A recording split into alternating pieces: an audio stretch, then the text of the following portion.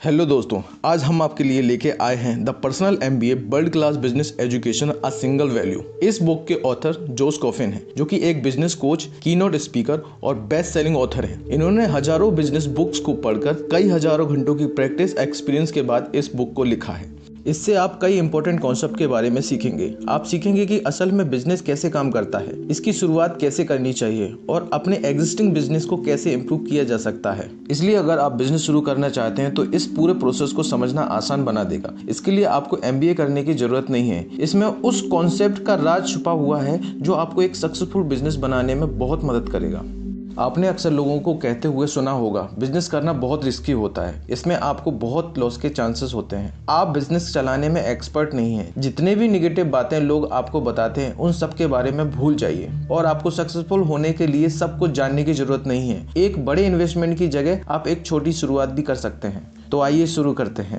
इसमें सबसे पहला स्टेप है वैल्यू क्रिएशन। बिजनेस शुरू करने के लिए सबसे पहली चीज जो आपको सोचनी है वो है प्रोडक्ट। आप कौन सा प्रोडक्ट या सर्विस लोगों तक पहुंचाना चाहते हैं। अपने प्रोडक्ट या सर्विस के जरिए आप लोगों को कितनी वैल्यू दे पाएंगे। आपकी असली वर्थ इस बात पे डिपेंड करती है कि आप लोगों को उसके पैसे के बदले कितनी वैल्यू दे सकते हैं। ऐसी कौन सी चीज है जिसकी लोगों को जरूरत है या मार्केट में उसकी नीड है। जो भी चीज कस्टमर की लाइफ को थोड़ा सा भी बेटर बना दे उसे वैल्यू कहा जाता है। वैल्यू एक ऐसा एक्सपीरियंस भी हो सकता है जिसे कस्टमर हमेशा याद रखें और दूसरे प्रोडक्ट उसे अपनी ओर अट्रैक्ट ना कर सकें। एक ऐसा एक्सपीरियंस जिसके सामने दूसरों की सर्विस फीकी लगने लगती है। यानी अगर आप दूसरों के मुकाबले उसी दाम पर अपने प्रोडक्ट में ज्यादा वैल्यू जोड़ कर देंगे तो आप लंबे समय तक सक्सेसफुल बने रहेंगे। यह पॉसिबल है। इसी सोच से आप लॉयल कस्टमर बना सकते हैं। दुनिया के टॉप ब्रांड बिजनेस ने इसी बात पर फोकस किया है। इसे और अच्छे से समझने के लिए आइए पहले बिजनेस को डिटेल में समझते हैं। बिजनेस एक कंटिन्यू चलने वाला प्रोसेस है। जो पहला, डिमांड को समझकर प्रोडक्ट या सर्विस क्रिएट करके वैल्यू प्रोवाइड करना। दूसरा, जो कुछ लोगों की जरूरत पूरी करता है। तीसरा, प्रोडक्ट और सर्विस को ऐसे दाम पर बेचना जिसे कस्टमर देने के लिए तैयार होता है। चौथा, ऐसा प्रोडक्ट बनाता है जो लोगों की उम्मीद पर खरा उतर सके। पांचवा, इस तरह बिजनेस इतना प्रॉफिट कमा सकता है जिससे बिजनेस जारी रखने के लिए बिजनेसमैन को सोचना ना पड़े। ये 5 चीजें बिजनेस के इंपॉर्टेंट पॉइंट्स हैं और एक दूसरे से जुड़े हुए हैं। पहला है वैल्यू क्रिएशन। इसमें कस्टमर की जरूरत को समझकर एक प्रोडक्ट या सर्विस बनाया जाता है। दूसरा है मार्केटिंग। इसका मकसद लोगों का ध्यान अपने प्रोडक्ट की तरफ खींचकर अपने बनाए हुए प्रोडक्ट की डिमांड क्रिएट करना है। तीसरा है सेल। इसमें आप अपना प्रोडक्ट कस्टमर तक पहुंचाते हैं जिसके लिए वो उचित कीमत चुकाता है। चौथा है वैल्यू डिलीवरी। इस स्टेप में आपने जो वादा किया था वो वैल्यू एक्सपीरियंस कस्टमर को देना और उस बात को ध्यान रखना होता है कि आप उनकी उम्मीद पर खरे उतरे हैं। पांचवा है फाइनेंस। इसका मकसद ये देखना होता है कि आप इतना प्रॉफिट तो कमाएं कि बिजनेस को कंटिन्यू किया जा सके। तो देखा आपने, एक बिजनेस को चलाने के लिए सिर्फ 5 बातों पर ध्यान देना जरूरी है। इन 5 पॉइंट को पेपर पर लिखें या आप एक सिंपल डायग्राम भी बना सकते हैं। अगर आपने इसे ठीक से कर लिया तो इसका मतलब है कि आप सही डायरेक्शन में बढ़ रहे हैं। इसका ये भी मतलब है कि आपके पास एक क्लियर बिजनेस प्लान है और ये बिल्कुल सक्सेसफुल हो सकता है। आपको एक और बात जानने की जरूरत है। इसे आयरन लॉ ऑफ मार्केट कहते हैं। हम इस कहानी से समझ सकते हैं। डीन केमैन एक इन्वेस्टर हैं। 2002 में उन्होंने सबवे PT बनाई थी। ये एक सेल्फ बैलेंसिंग 2 व्हीलर है जिसे उन्होंने $5000 में बेचा था। डी का कहना था कि उनका प्रोडक्ट ट्रांसपोर्ट इंडस्ट्री में एक रेवोल्यूशन लाने की ताकत रखता है, ठीक वैसे ही जैसे कार के इन्वेंशन ने घोड़े और बग्गियों की जगह ले ली थी। उन्होंने उम्मीद की थी कि वो एक साल में 50,000 स्कूटर बेचेंगे, लेकिन 5 साल बाद भी वो सिर्फ 20,000 स्कूटर ही सेल कर पाए थे। ये उनके गोल का 10% भी नहीं था। स्कूटर का डिजाइन प्रॉब्लम नहीं था, वो काफी सिंपल और आरामदायक था और वो इको फ्रेंडली भी था। प्रॉब्लम थी कि उसकी कॉस्ट में लोग एक स्कूटर में $5,000 खर्च नहीं करना चाहते थे।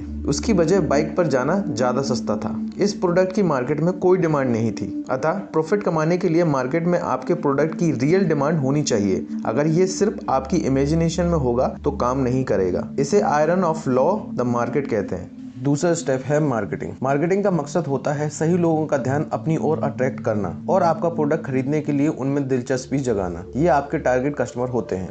मार्केटिंग उन कस्टमर को ढूंढने का साइंस है जो आपके प्रोडक्ट जरूर खरीदेंगे। बिजनेस सबसे तेज और कम पैसों को खर्च करके अपने टारगेट कस्टमर को अट्रैक्ट कर लेता है। उसे एक उम्दा और सक्सेसफुल बिजनेस कहा जा सकता है। आप जितने ज्यादा लोगों तक अपना प्रोडक्ट पहुंचा पाएंगे, आप उतने ज्यादा सक्सेसफुल होंगे। मार्केटिंग को अक्सर सेल्स समझने की गलती की जाती है। हम सब ने डायरेक्ट मार्केटिंग के बारे में सुना होगा। इसमें सेल्समैन स्पॉट पर ही कस्टमर को अपना प्रोडक्ट दिखाकर उसे खरीदने के लिए कन्विंस करता है। लेकिन आमतौर पर मार्केटिंग राइट कस्टमर का ध्यान अपनी ओर खींचने के बारे में है। तो वही सेल्स उसे कहा जाता है जब कस्टमर आपका प्रोडक्ट खरीदकर बदले में आपको पैसे देता है। लोगों का ध्यान खींचना बहुत ही मेहनत का काम है। लोग अपनी डेली लाइफ में इतने बिजी हैं, हो सकता है कि उसका ध्यान आपके प्रोडक्ट में न जाए। इसलिए आपकी मार्केटिंग बहुत जबरदस्त होनी चाहिए ताकि कस्टमर उसे नोटिस करने पर मजबूर हो जाए।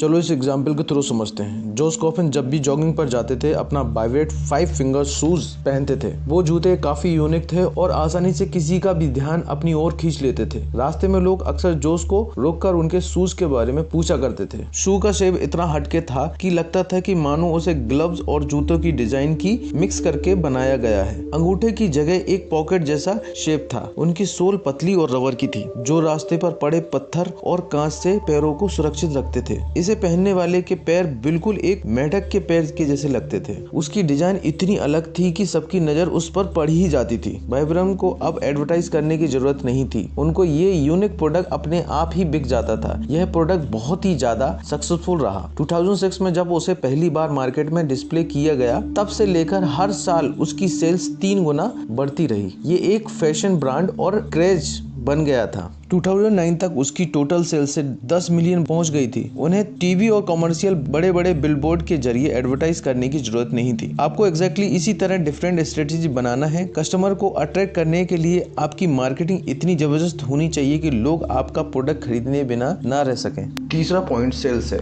सेल्स बिजनेस का वो हिस्सा है जहां आपके पास असल में पैसा आता है। अगर आपकी मार्केटिंग बेस्ट है तो प्रोडक्ट अपने आप ही सेल होने लगेगा। आपको अलग से कोई स्ट्रेटेजी या ट्रिक यूज करने की जरूरत नहीं होगी। आपका गोल होना चाहिए कि लोग आपके प्रोडक्ट के बारे में जानें, उसे पसंद करें और आपकी क्वालिटी पर भरोसा करें। तब जाकर वो हमसे खरीदेंगे, बार बार खरीदेंगे और लोगों को भी इसके बारे में बताएंगे। सेल्स का सीधा कनेक्शन वैल्यू क्रिएशन, मार्केटिंग और वैल्यू डिलीवरी से है। आपका राइट कस्टमर पर फोकस, मार्केटिंग के साथ उनका भरोसा जीतना होगा। लेकिन आपकी क्वालिटी खराब हुई तो सब बेकार हो जाएगा। आप ब्रांड और पॉपुलैरिटी सिर्फ तब बना पाएंगे जब आपके प्रोडक्ट की क्वालिटी टॉप क्लास होगी।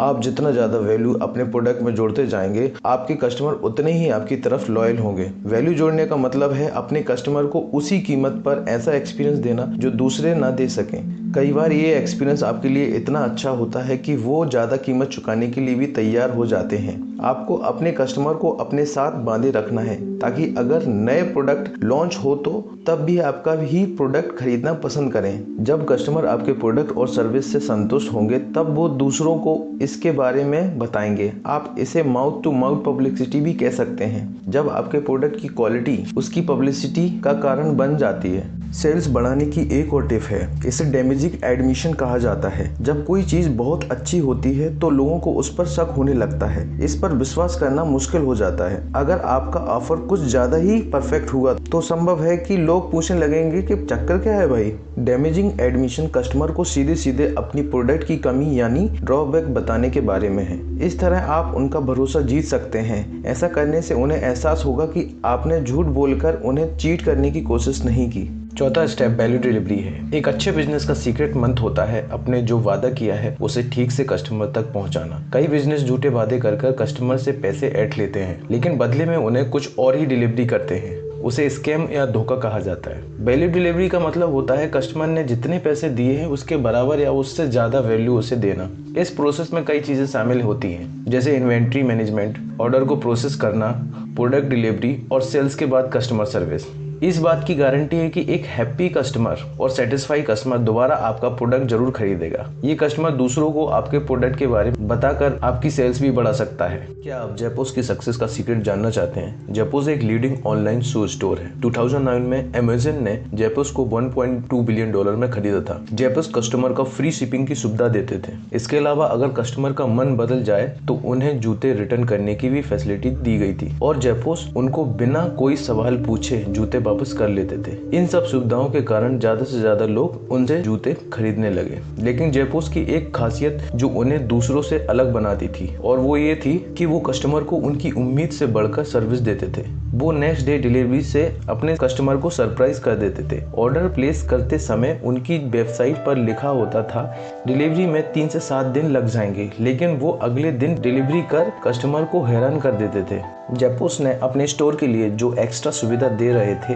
उनके लिए कभी एडवर्टाइज नहीं किया। वो सिर्फ अपने कस्टमर को अच्छा एक्सपीरियंस देना चाहते थे, इसलिए उनके कई लॉयल कस्टमर बनते चले गए। आप भी ऐसा कर सकते हैं। हमेशा अपने कस्टमर की जरूरतों को पूरा करने और उनकी उम्मीद से बढ़कर कुछ देने की कोशिश करें, नहीं तो आपके और दूसरों के सर्विस में कोई फर्क नहीं होगा। आप एक एक्स्ट्रा ऑर्डिनरी नहीं, सिर्फ ऑर्डिनरी सर्विस देने वाले बनकर रह जाएंगे।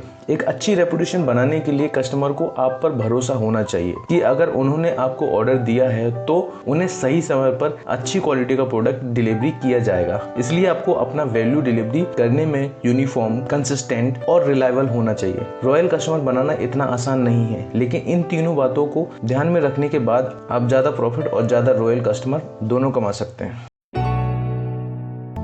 Thanks for watching.